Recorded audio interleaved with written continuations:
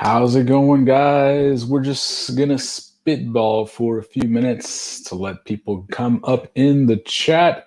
RC Ritter, just about to get in the car. Well, hope you got a nice long drive because we're gonna be going. Oh, Bot Grinder is here. Oh, the one time I didn't wear the Bot Grinder shirt. That's okay though. I got the Armatan going. We were at the night spot last night, getting some crazy laps in. I was smashing up this open racer that I'm going to be doing a review on very, very soon. We had 15 of these things all together. Yes, Bot Grinder, tell me what your favorite stack is. Vampire, what's going on? We're going to talk about some of the stack choices that are out right now. 2020 was really the year of FPV. We're all kind of stuck at home a little more, all with a little bit of more free hobby time. And if you went from using one of these to using one of these, look at that MIP driver baller status, then you may be ready to start building some of your own builds. And it is just a sea of information.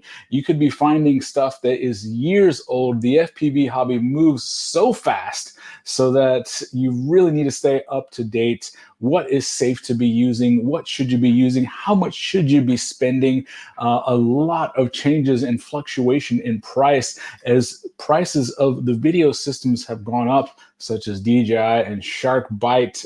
Those options have gone up, but the reliable stack prices and even some of the frame prices have gone down. Some of the premium or middle of the road motors have come down. So what do you use? Lone Star, how's it going? Beep Tube, Vampire, SST, what's going down? So let's get started. Let's reveal some of the poll results. We had over 350 people participate in the poll over the weekend. Remember, every Saturday a poll will be released. We will introduce a topic everyone can vote on, then we'll come and vote on it, because I don't want you to just hear my opinions on the channel. We want to know what the entire community thinks. So 350 of you guys voted, and really interesting and surprising results. 2020 stack usage is up all the way to 34%. That is a significant thing. If you would have done that a year or two ago, you would have seen a massive difference in people all recommending 30-30. So people are starting to move away from 30-30, but make no mistake, if you want absolute security, you do probably want to go with 30x30, but there are some good 20x20s. So speaking of 30x30, 47% of you guys said that you were still using 30x30. Woot boards are hitting the market like crazy. If you saw my FPV Cycle Prototype 5 review, you know that I used 5-inch 6S with a Woot board. I did the HiFi on RC 45 amp. I've also had a lot of good success with the JayHeku 35 amp varieties. And for some of those smaller builds, the 4-inch and 5-inch ultralights, I've been using the Daitone Mamba 25x25 Woot board. There is links for all these in the description if you want to try choosing components for your own build. Vampire says Mamba stacks. Yes, Mamba stacks are a good, cheap way to get yourself up in the air. This racing quad, this is my racing quad that I'm using. I can have any components that I want, right? I mean, I have a budget for the channel. I can race what I want. There's DJI in this quad. I'm using the middle of the road Mamba MK3 20x20 stack in here. It's under $60. So yes, I get sent a lot of stuff. I put them all in some crazy builds. I have the $100 newbie drone infinity stack right here, 30x30. If you really want to have some security, you can go with something like this. Bot Grinder says he is using the Reaper stack by Fox here. That does look like quite a good stack. From what I understand, the ESC is actually a rebrand of the Hobby Wing. That is a racer's secret weapon. Racers have long been using that 40 amp Hobby Wing ESC for a couple of years now. It's still one of the best ESCs on the market. I have at least one open still left in my drawer for a future race build that could be coming up. SST, growing survival, what's going down? Lone Star FPV Drew is here. He loves that HiFi on RC. I can't believe, you know, I thought it was going to be a little bit risky running larger size 2305.5, 1950 kV motors, 5-inch on 6S on a Woot board, and handled it beautifully. I was able to get the weight of that freestyle build all the way down to 309 grams, ultra light. And even those motors are a tad smaller than your average 2306.5.5 because of the reduced almost 100 grams off the top. It was extremely juicy. Whatever you do, avoid the iFlight Beast H7. Well, Lone Star, I do have that, and I have plans for it. I haven't built it up yet. I have over there, I can see it in the corner, the hyper low air shot. I'm going to be using that on DJI. I need a longer cable because the Vista is all the way at the back, so I need something longer. Okay, so rounding it out, we have the 20x20 all-in-ones. These are some new varieties coming out. JayHeku has a version of that. A couple of the other manufacturers have a version of that. I find that it works for a lot of these frames that haven't adopted the whoop size, but you still want a inexpensive, low-profile solution. The JayHeku, I think there's a link for the description below, is only $46. It's 35 amp, and I use that for the Shocker Light build, and I actually use it again for a Shocker Light 4-inch. That review is dropping on Friday, so stay tuned. Make sure you're subscribed to catch that up. That's what that's about. And 30x30 AIO, that's been something that was around a few years ago. Remember the Racer Star? What was it? The Star F4S, and then there was a couple other ones. What was it called? Like the Poseidon or something like that. I can't remember. There is a new JayHeku 30x30 that's out, but only 2% of you guys said that you are using that. So a couple of people are saying they love the Beast. FPV Drew loves that. Small says that I'm FPV Jesus. This is going to get cut. So, you know, yes, I look like a crazy person. It's been over a year since I actually was in an office. That's when I stopped shaving. I said I was going to make it a year. That passed on March 12th. So I'm just trying to, you know, practice on the barber simulator so that I don't make a mess of my face here. Let's go over some of the stack choices that I have found good. Daitone just came out with a new 3.5 version of the Mamba for only $61. You can get a 40 amp 4-in-1 ESC with an F7 processor on board. Enough UARTs for all of you long range guys that like to throw those GPS units on board. Enough for you guys to add buzzers and whatever other kind of stuff you add. Like I said, I'm actually using the older version of this on my 6S racing quad. This flies at the night spot, crashing into concrete like crazy. Speaking of, we got some really excellent footage. There's going to be a review of this. I actually interviewed out at the night spot the designer of this frame, so that's coming up. Stay tuned for that. So Mambas are pretty much safe. I have a review coming out comparing Mambas over the years. I've really flown that more than almost anything, and even though I do get sent stuff, when my money's on the line, I usually go for that. You don't want to overpay for your components, but you also don't want to cheap out too bad either. Another certified fresh in the 30x30 size is the Holy Brokaku F7 HD. That'll pretty much work whether you're doing analog or digital. It is plug and play with the DJI Air units. This one's on the pricier side, closer to $100. Note in the chat, what is your preferred price for paying for your stack? Do you like to go down to that Mamba $60 price range? Do you go even cheaper and just cross your fingers and hope for the best? A lot of us budget stack guys used to like to run that Racer Star Anniversary ESC that was 35 amps and it would cost around 25 bucks. We all know that it was actually made by Airbot. At least that's what the rumor on the street is, because it's the only Racer Star product I would ever recommend. Everything else they make is pretty much garbage, but that thing was solid. In the 30x30, the Newbie Drone Infinity stack, like I said, is also pretty much guaranteed safe. The JayHeku, I would use this 20x20 or Whoop size board. I've used both of them on anything from 3 up to ultralight 5-inch. I do know a couple of guys that are racing with this thing. I don't know if I would push it that hard on a full-size 5-inch, but for these ultralight sub 250-ish 5-inch builds, I would use that all day. It leaves so much room in the build. It's dream come true. I also recommend this Goku HD. I got one of the guys at the Night Spot racing on this. I'm working on a build. I actually built up something with this yesterday. I can't show it to you though yet, guys, because it's a prototype. So stay tuned. I am going to be showing you the build. I think somebody is going to be winning one of these. I don't know. My Banggood person told me they're coming out with some new list of sales coming out tomorrow. So stay tuned for that. And I'm also going to be giving away one of these Eachine field monitors. So stay tuned for that. I'm going to be picking 2 people on the stream tonight.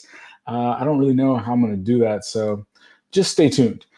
This is a really cool field monitor. I was using it out at the Night Spot last night because I was too busy filming and getting some dope footage out at the Night Spot during the track walk. By the time we actually had to fly, I didn't know the track. So you can learn the track by watching other people fly up until it's your turn to fly.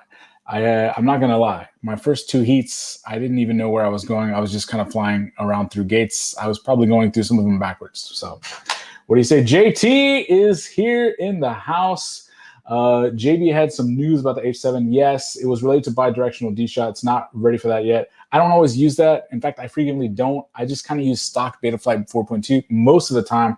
Vampire says Daitone came out with the new ones and they have USB-C. Yes, I have one of those right here. I'm going to have a review on that very soon. Some dude is here. Yvonne is here. Some dude went with the 20x20 Kakute. I don't think you can go wrong with those. I haven't used a ton of those because of the price, but one of my buddies, Joe Mama, the guy that beat me in my race vlog the other day, he is a professional builder and he swears by those. So I got myself a couple of those as well. Yeah, Vampire, I don't always use that bidirectional D-shot either. Who does? I think it's a gimmick, but Yvonne would probably tell you that it is quite useful. So in the chat, which size are you guys using? What have you built with lately? You know, 30x30 was quite safe for a number of years, but I am enjoying a little bit of weight savings on the 20x20 stacks, and it makes a little bit more room in the build. Now, earlier days, especially the early Mamba stacks, even up till the MK2 and MK3, they used these tiny pads on the 20x20 flight controllers. They were like microscopic. You basically needed an electron microscope in order to figure out how to solder onto one of those. It was such a pain. But on the new ones that just dropped, take a look. They have increased the pad size on here. You can check that out right here. Check out these glorious full-size pads. No more squinting your eyeballs off trying to see that tiny pad. You can actually see it. So that is quite nice. Rick over there says that he has been flying iFlight the most. Yes, they are good. Oh my gosh. Yvonne is here. Today we're going to eat ice cream. Oh my gosh. So they showed some of the guys at the Night Spot last night. A terrible video. I'm not going to repeat what that video was. They had never seen it apparently. I did not go look, but I did record their reaction. We'll see what I can edit that into. Propaganda X is here. What's going on? So here's the next question that I want to pose to you guys in the chat. Are you buying it or building it? Are you doing more builds or are you buying more bind and flies? You know, this is the first year that I've really seen the quality in some of the bind and flies shoot up through the roof and the prices fall down, down, down. You essentially cannot build a better quad than the Daitone Roma or the iFlight Nazgul for less than the prices they charge for them. And you can catch them on sale a lot of times for about $300, but there's just something about building your own quad. There's just something about finding that frame that works the best for you. I personally really love my Armor 10 frames and my Catalyst MachineWorks frames for freestyle. And I have to say, I didn't think I was going to love it, but I actually really, really liked the Apex as well. In fact, because of that, I'm working on a 4-inch Apex right here. I'm still trying to select motors for that, but look at the stack that's in there. It's a $37 Mamba MK2. That's right. If you're going with smaller motors, even if it's going to be a premium build, you don't have to spend $100 if you're only going to be spending 4-inch props. So keep that in mind, guys. SST says he always builds. I can't blame you. I have personally used all the stacks that we're talking about today. Here is the Mamba Woot board in a Catalyst MachineWorks massive drone, or HD, with the Cadix Vista in there.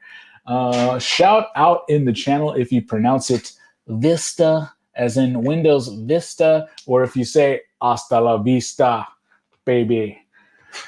Some dude, yes, even whenever he goes by and then fly, it gets rebuilt. Anyway, that's a good point. A good thing could be to just get a bind and fly so that you can rip it to death. You know who does that I really appreciate is Zorro. Zorro tends to buy bind and flies, but he goes out there and rips them to death. He spends all of his hobby time flying and less on the bench. So if you are limited for time, one of the ways you can get more fly time is to buy it as opposed to build it. Let's check out what some of these comments. CheapAss says build always. Yes, and if you catch the sales, make sure you're in the FPV sales alerts group for those sales. When they're dropping, you can really sometimes actually build for cheaper than it is to buy these days, although it can be difficult at times. Rick says he loves building. He got into long range and bought a camera 4-inch that I really like. Tiago Bento, thanks for the content. It helps a lot. Thank you, Tiago. Michael Rollins, tell us about the beard care regimen. Well, I was gifted a couple of beard grooming supplies. I have a little brush that I brush this thing out for. And then I have a careful set of it. It's almost like a balm, a beard balm, and then a beard oil that I apply. It is a little bit ungainly. I'm not sure if you would call this like homeless chic, but yeah, it's gonna have to get trimmed up pretty soon. Rick is using that Chimera 4-inch. Yes, yes, yes. So let's talk about how much building do you guys have to do? Leave me a note in the comment. How many builds do you have at one time? Do you have a rule in place? When I first started the channel, I knew there was a chance I could go off the deep end. So I tried to impose a limit on myself to have no more than 5 quads at any time. My other collecting passion or hobby for a long time was watches. Quick wristwatch check. This is the Seiko H558, aka known in the collecting community as the Arnie. I have a similar limit imposed on the number of watches. I cannot own any more watches than will fit in my watch box, and only 6 will fit in there. The price on this thing is actually skyrocketed. It took me like 6 years to find a clean copy of this thing. This is the watch that Arnold wore in Predator, in Commando, in Raw Deal, and a lot of those other great movies in the 80s. Michael Rollins, thanks for the super chat. Let's make John break out the beard care gear and do a review and get some super chats going. Yes, that is a good idea. It might have to be beard review time. Vampire is flying the BQE Beard Gang Force. That's right. So here's the thing. I've never really had facial hair in my life other than a little scruff on the chin. I didn't even think I could I didn't think I could grow a beard because I have like really a patchy face. But if you let it grow long enough, eventually you'll kind of get that Tom Hanks and Castaway look going, which is kind of what I got going on here.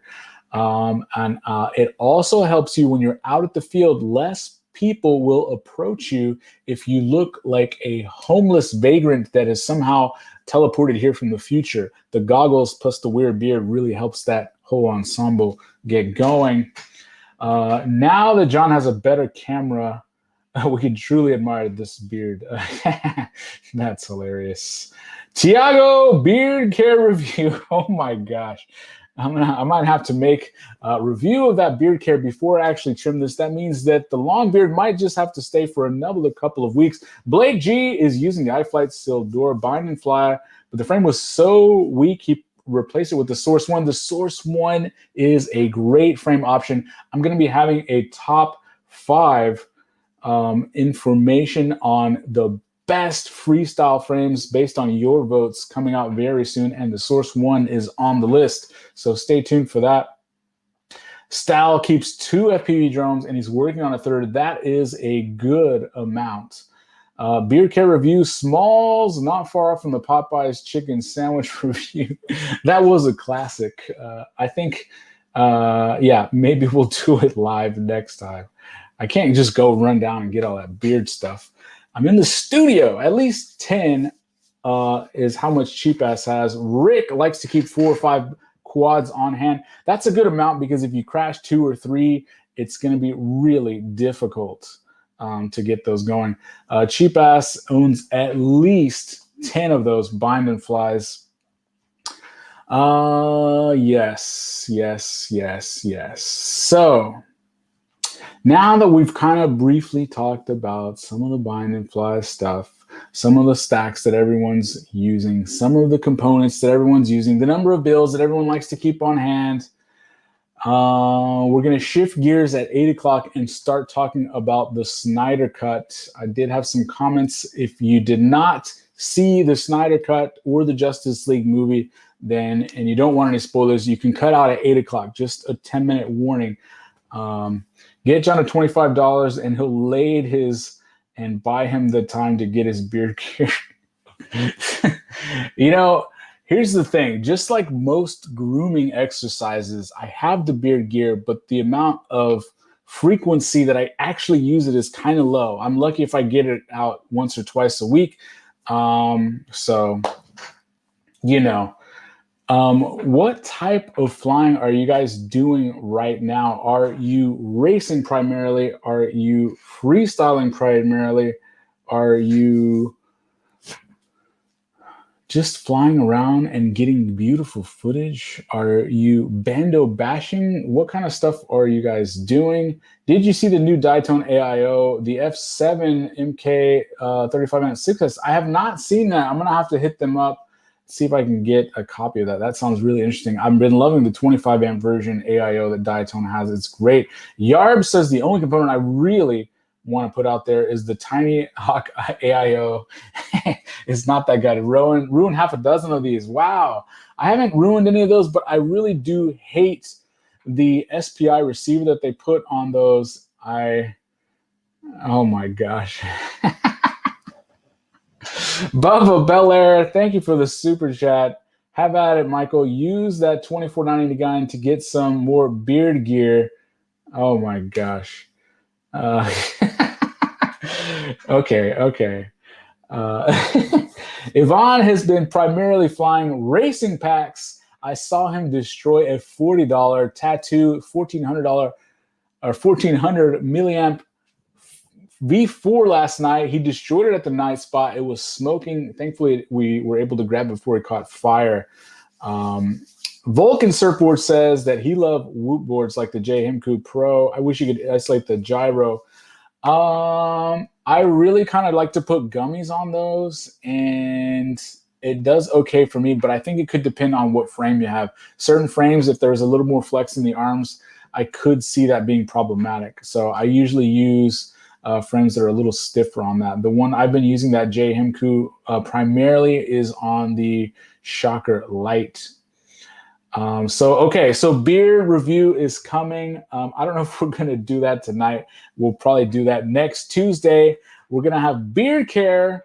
And I'll prepare everything, and maybe I'll have it trimmed for you guys, or maybe I'll trim it after the fact. Who knows? Maybe I'll trim it live on camera. I don't know. That's probably a really bad idea. SST is freestyling. Smalls is strapping that ProTech 35 around firefighters. Ooh, I want to see that, Smalls. So don't forget to share that footage with me. SST, I've been seeing some pics. Ciati, is this when Ciati's going? Well, that's good because I'm trying to defeat Ciati, racing to 10,000 subscribers. So let's see. I don't know. I think he may have a larger live stream community than I do, but we're going to try to step it up. I'm going to keep trying to do this once a week, or at the very minimum 3 times a month.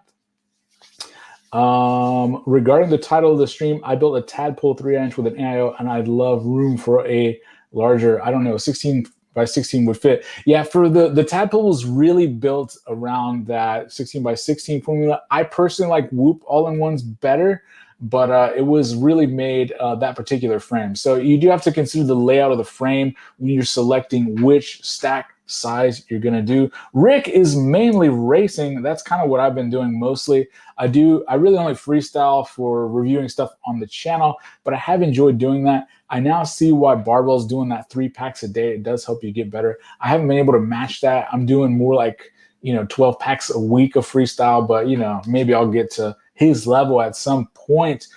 Chris Miller took his first flight in 3 years. That's awesome, man. Glad to see you get up in the air. Brandon says, I got him beat on subs. I did pass Ciotti. He actually beat me to 5K.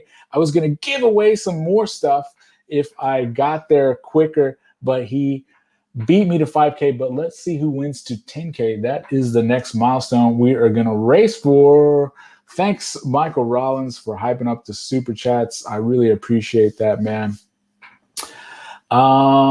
So how often do you guys build? How many quads do you guys build a year? For the guys that have 5 or 10 quads, do you build 5 or 10 quads and only replace one when one dies? Do you constantly take a few of those and rebuild it, swap out frames? When a project is done, do you never touch it and you only fly it in that original configuration?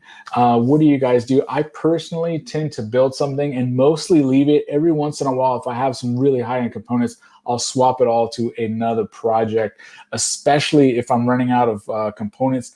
I have been hot swapping air units, and I'll probably have to start doing Vista units very soon because of the chip shortage. It's really hard to get those components right now. I'm down to I think I have one Nebula Pro left. I got 2 Eachine Nebula Micros left. Those are really not that great. But I'll probably start stealing the Vista units and maybe buy a couple of cameras. The chip shortage is real. I need Vistas badly. If you're selling any used Vistas, let me know. Michael Rollins has one drone that has components so old he's starting to get the wire rot. Oh man, time for a new fresh build. I'll be getting a budget list of components on the channel very soon, so stay tuned for that. Brandon has a build in progress. One of the faves that lost a few motors in a bad crash, so now it's time to fix it. That's right. When you have a couple of spares, you can do those repairs at your leisure. Just switch it to the backup. But if you're like me, a lot of us have that favorite quad or two that we always kind of like to fly. And isn't it funny how you build up all these backups, but you really only want to fly your favorite one anyway? So what's the point of all the backups? I don't know. Jeff Schubert says, I upgraded and spended. He got sick of spending $60 on Emax AIOs. Yeah, if you keep popping a stack, don't buy it again.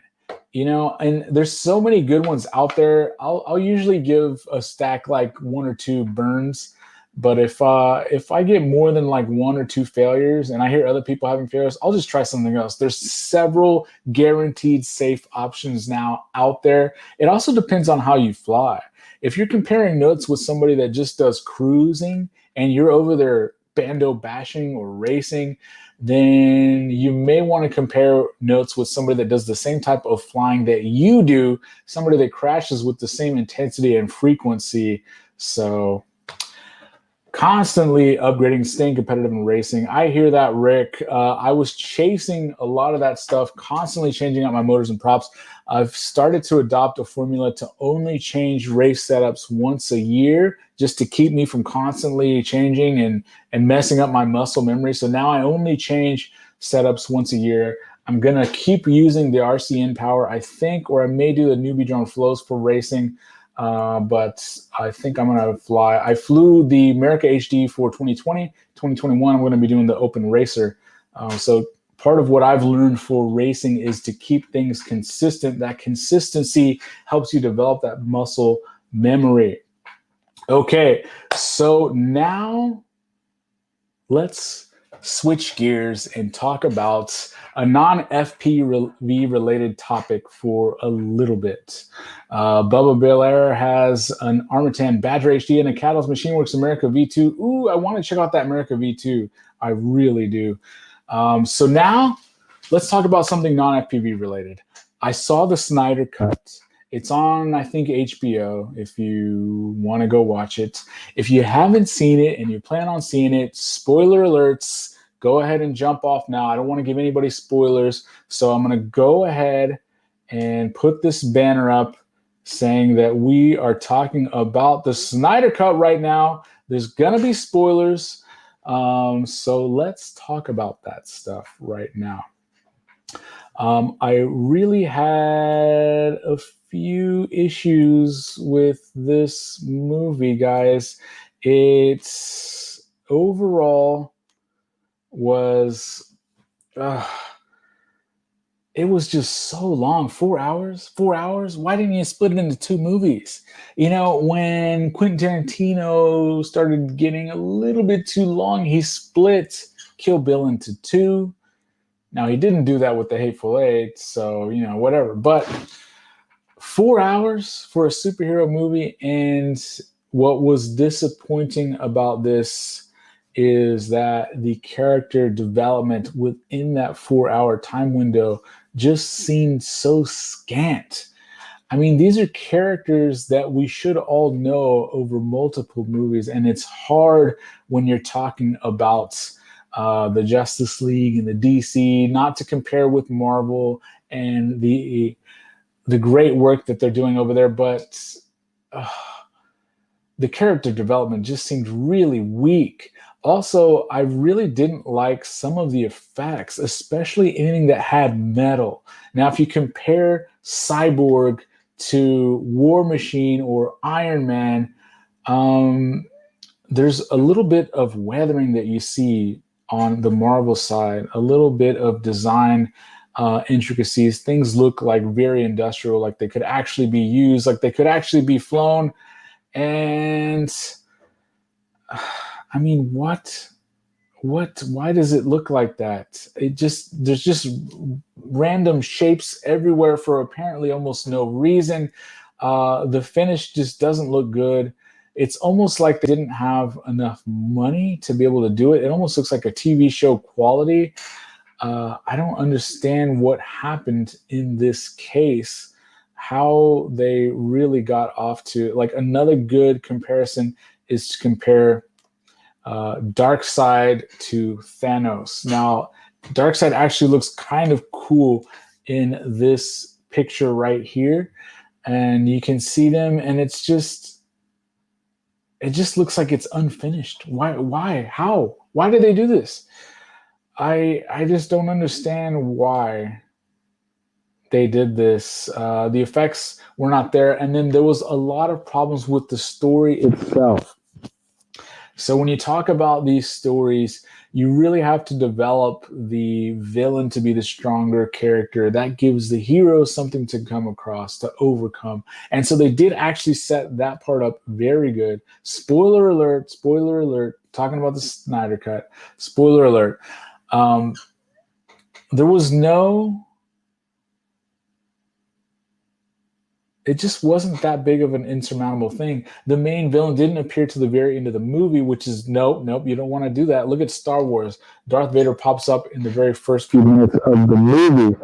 And they did kind of a classic storytelling element in order to introduce some of the characters, but they reused it twice. So Aquaman goes and saves a guy in the ocean. Flash goes and saves a lady crashing into a car. Very similar, pulling them to safety. That is kind of a thing that I learned in my creative writing classes. It was called the save a cat technique. You put a cat in a tree and then you have your character go save it. That tells your audience that this person is good. It kind of communicates that they are somebody that is good, that is altruistic, that is sort of a hero type. Now, one of the best examples he used to illustrate this point, we're talking about the Snyder Cut, guys, so spoilers ahead. One of the best things that he used to illustrate this point was the opening scene to the Magnificent Seven, the original Magnificent Seven, where you have Yul Brynner and Steve McQueen, and they're the guys that are just sitting there are arguing about whether they can bury this dead guy up in Boot Hill. And so these guys are not involved. They take it upon themselves to get this guy up there. That is two heroes getting involved in a side plot at the very beginning of the movie to let you know the strength of their character, and then the movie gets going from there. So right away, you're able to establish what these characters are like. And so the Justice League tries to kind of do that same thing, but they reuse the same plot device twice in a row in just a few minutes. The environments a lot of times looked very low resolution. The speed at which some of the characters move, especially Wonder Woman seemed like she was moving at almost Flash speeds. And whenever she would knock somebody, they'd just go flying at like 60 miles an hour. Like, I mean, you're talking about car crash level impacts into people's chests and heads. You know, things would be exploding. It just doesn't have the same pacing. Marvel just seems to be able to establish these characters, and all the characters in this Snyder Cut, I really expected a lot more. They just seemed very one-dimensional, and I just don't know, like, why? How did this pass approval from so many people? The thing that really disappointed me the most was that all of the casting seemed great. I mean, Superman, boy, does he look super. You know, if I can't have Christian Bale, Batfleck is pretty dang good. Look how jacked he is in that movie as Batman. Wonder Woman's fantastic. She has just the right amount of likability and exoticness. So, like, everything was there casting-wise, but the story just, it went nowhere. They could have cut 2 hours off of this movie and it still would have been long. And they never really seemed to get to the point. We'll do a few more Q&As at the end. I just had this rant about the dang thing. The comic book framing in the Snyder Cut was way overused. It was like every third shot, you got to do a slow pan of everyone's face. It's like they're, okay, we get it. You know, Aquaman's eyes look really, you know, dark and brooding, but like how many slow-mo close-ups do we need of everyone's face, like all in a row? Like, why do they keep doing that over and over? Where is the story? Steppenwolf was just terrible. I mean, yes, they made him definitely look a little bit better, but again, the metal special effects on this movie were really strange. Every time his armor did that little shimmery thing, it was taking me out of the movie. Steppenwolf can just get to stepping. But I digress. It's just like, why can't DC get on the same level as Marvel? I don't understand why. You know, I still have my original Superman action figure from whenever I was a kid. I still have my little Batman from when I was a kid. And I love these characters. I want them to be in something that represents them well. You know, the Chris Nolan Batman trilogy was just a gift. And it was so successful, though, that I really think it kind of hurt DC after that, because they kept trying to think that being super serious was the answer, was the secret. But that's not the secret, guys. Marvel figured out the secret, and it's quite simple. Just stick to the source material. Stick to the source material. Days of Future Past, they stuck to the source material fairly well. Now, they went off the rails a little bit in the Dark Phoenix saga, and you could see they suffered for that. Most notably, though, the Infinity War, they stuck to the source material. Most of the Spider-Man movies, they stuck to the source material. That's why they're so great. These comic book writers and artists and storytellers actually know what they're doing. So if you can just bring that to the big screen, yes, introduce some of your own flavor to it, but don't go off the rails. Don't violate the principles put forth that make these characters so interesting. And I don't know what to do with these Disney with these with these DC movies. They just can't seem to get it right, and it's so frustrating. Okay, so we can stop ranting about the Snyder Cut. I think that's enough. Okay, we'll get back to quads. Let me catch up on the comments. Sorry, guys, but I just had to get that out of my system. I had to talk about the Snyder Cuts.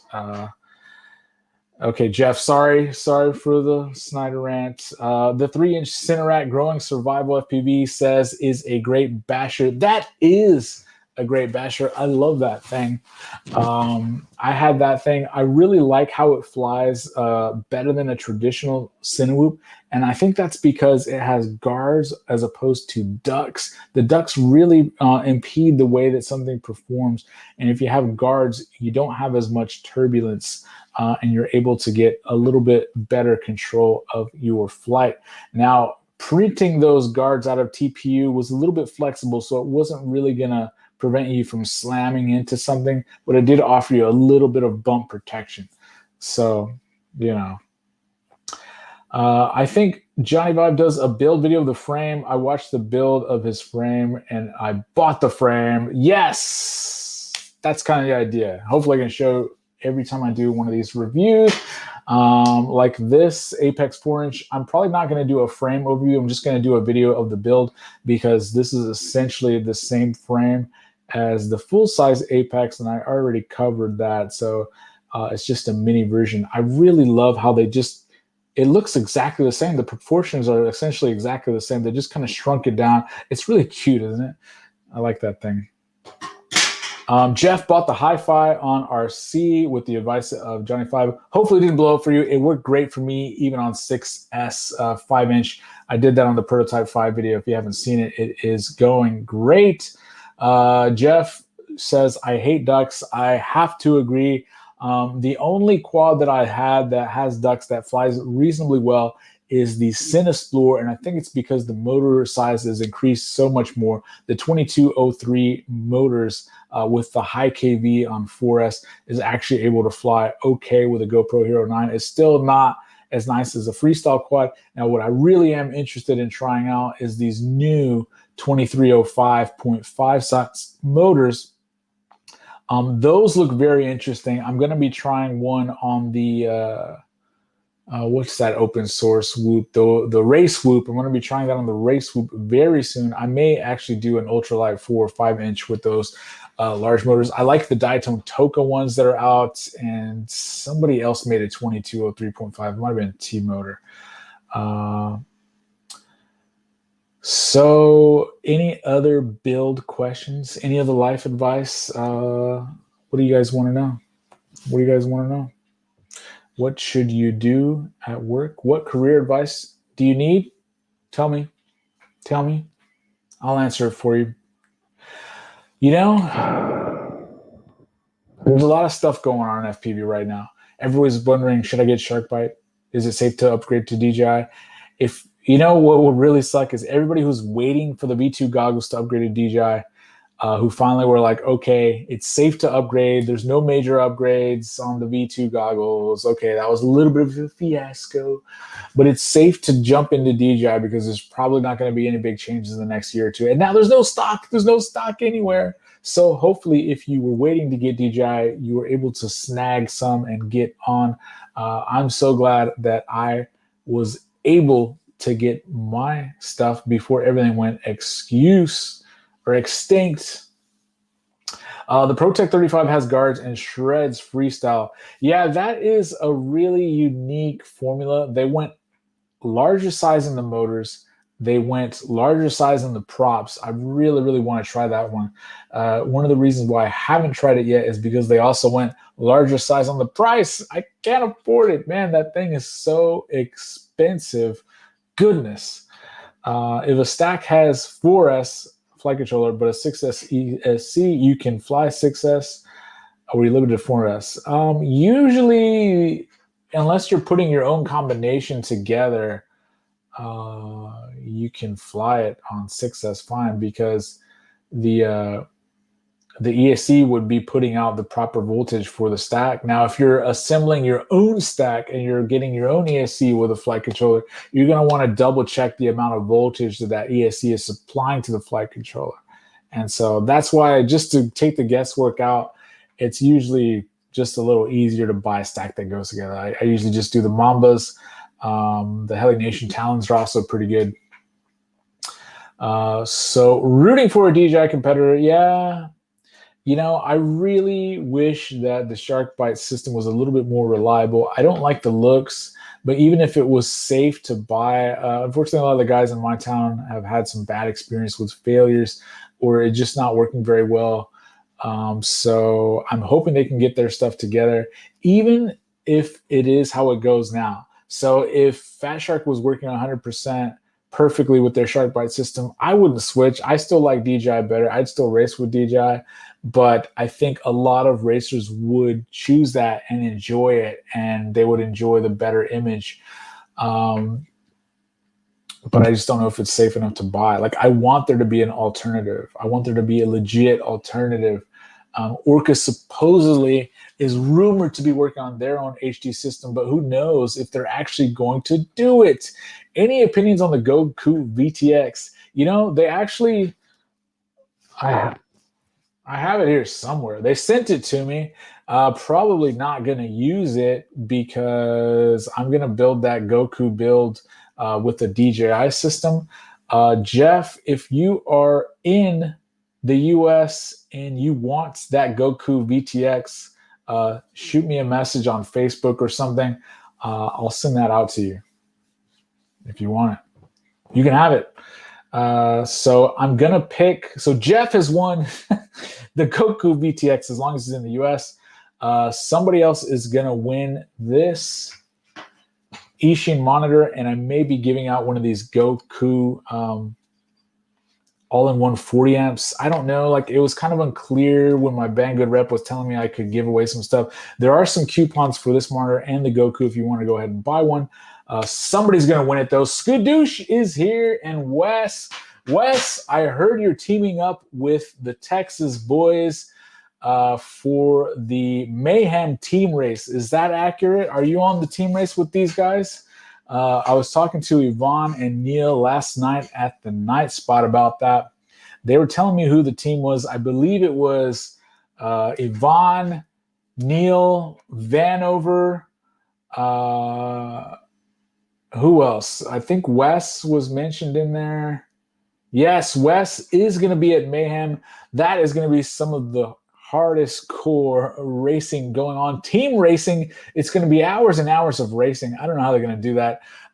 One of our local young prodigies, Angelo, who is Hungry Shark FPV, is also going to be joining that team, I believe. And King James, his dad, is going to be going as sort of a pit crew / race dad. Don't mess with Texas. Yes. Usually XJet always wins. XJet. Oh, Skadoosh, thanks. Yes. So thanks to Bubba and Michael Rollins. Next stream, Tuesday at 7:30, we're going to have some beard care grooming tips. I'm going to apply some beard oil, which could make it hard to reply to some of the chats. But thanks to their super chats, they have unlocked the beard grooming tip review. We're going to do it live next week. J-Box is coaching. Oh, J-Box. Yes, we do need some J-Box there. That's awesome. SST needs some night spot practice. If you're ever in the Houston area, hit us up. The guys are out there. They fly, like, no exaggeration. Our guys probably fly 12 to 15 times a month, year round, 12 months out of the year. I don't normally get to fly near that much. I'm lucky to get 4 to 5 times a month, but a lot of these guys fly quite a bit. J-Box was disqualified, says Yvonne. The San Antonio chapter is making a comeback. That's cool. I haven't heard much from San Antonio in a while. Was that where... who was in San Antonio? I can't remember, because I guess Envy Astro and and said Hendo were Dallas, weren't they? I know Vanover's in Dallas.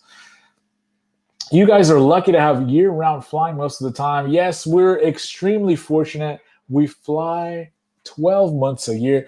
These guys will be out there race or shine. I remember when the current multi-GP champ, Soren, fat kid, came and flew with us a couple Thanksgivings ago. He was already quite fast. He went and flew one of our wooded areas, Oak Hollow, and it was raining. And Yvonne was like telling him, just fly, it's only rain, because he like slathers his quads up in conformal coating. And I think he like basically destroyed almost all of Fat Kid's fleet that day. Maybe he was trying to get an advantage, but Soren, aka Fat Kid, pulled it out in the end. He actually became this year's MultiGP champion, so that was awesome. Oh, that's right. Drew, Lucy, and Warehouse are the guys up in San Antonio. Yes, Drew has often come to Houston and helped us conduct our qualifiers. So San Antonio, glad to see those guys back and going. McGap, oh yes, I remember McGap. What happened to him? Did Limon retire him? McGap was a very fast guy from San Antonio that just disappeared off the map. He just disappeared. Is he like the Charpoo of racing? I don't know what happened to that guy. Not so lucky in Portland. Oh, man. RC Ritter, I feel you. I did travel to Wisconsin once during winter a few years ago for some professional training. And it was, I think, December. I walked off the plane and I could see snow. And I was like, oh, my gosh, I'd never seen snow before in my life. It was like looking out into a movie. And so as soon as I arrived at my hotel, I ran out into the first snowbank I saw, and I just shoved my leg into it. Snow went all the way up to my thigh. And then I started walking towards the restaurant I was going to go eat at. What I didn't realize was, because it's so cold outside, the snow doesn't come off of your leg. It just sticks on there. It won't melt, and you can't kick it off. So I walked in and I got one leg full of snow like a moron. So don't do that, guys. If you've never seen snow, don't stick your leg in it. SST is up there in Michigan. Oh, okay. He went to flight school. I didn't realize that. Jeff, we are down here in Texas, in the Houston area. If you've seen the race vlogs where we get together at some of the outdoor sunny areas and at the night spot that is in the greater Houston and surrounding areas that we fly, we kind of rotate spots quite a few times a month so that people in different parts of the area can travel different distances. That way we kind of rotate, take turns on who's going to drive. That's kind of how we do it. If you're ever in the area, anyone hit us up. We'd love to have you come fly with us at the night spot. Vanover was there just last week and I missed it. But I heard it was a good time. Supposedly after Mayhem, we're going to have a few more heavy hitters. So I went out and took my real camera last night. I got some really stunning looking footage interviewing Limon Yvonne on the Open Racer. And man, yeah, maybe I should have been taking this camera out there. So I think I'm going to keep taking it to get everybody used to the camera being there. And we're going to get some really good footage coming up for some race vlogs very soon. We're going to be wrapping it up in a few minutes if there's no other questions. FPV is friendship. That's right. I'll tell you, this is going to be coming out in the race vlog very soon. But we were sitting in the night spot and all of a sudden I just see this chick drive onto the track. And, you know, if you've ever seen the videos with the night spot, we're kind of like in a parking lot, basically. But I see this chick just drive onto the track. It's like 11 o'clock at night. And Steven's like walking towards the car. I'm like, okay, are we in trouble? Are we getting kicked out? Like, what's going on? I thought we were cool to fly here. Or is this like Steven's girlfriend? Did she track him down? Is he going to get yelled at? She opens the door, whips out a pizza. Homeboy ordered Uber Eats to the night spot during the middle of the race. I was like, say what? My mind was just blown. VIP service at the night spot. It never even occurred to me to order food delivered to the night spot. That was the most baller thing I've ever seen at a drone race before. So pretty cool. Growing survival, yes sir, yes sir. So thank you guys for joining the stream. Tuesdays at 7:30. This is going to be the regular time slot. Remember, we're going to have votes every Saturday. So I'm going to put a poll up on the channel Saturday. Vote, and that'll be the opening topic on next Tuesday's stream. This week was stack sizes. We see a shift in the hobby. A lot more people are going to 20 by 20, kind of leaving that 30 by 30 size, although 30 by 30 is pretty much guaranteed safe. It seems like the average stack price is coming down, where before you could get a really good stack, it would cost you $80 to $100. That price is falling down. You can get a nice F7 40 amp rated stack for as little as $60-ish in the Mamba stack, and there's a lot of variation in between depending on what your flavor is that you like to run. So thanks everybody for joining. Don't forget to vote. I'm going to pick some winners out of this stream. I'll be contacting you. I'll do a random poll. I don't know how to do like a random winner thing like during the live stream, so I'll just do that and I'll let you guys know if you won. And Jeff, I think it was, contact me if you want that Goku VTX. Thanks guys. Thanks Jeff. See you guys later.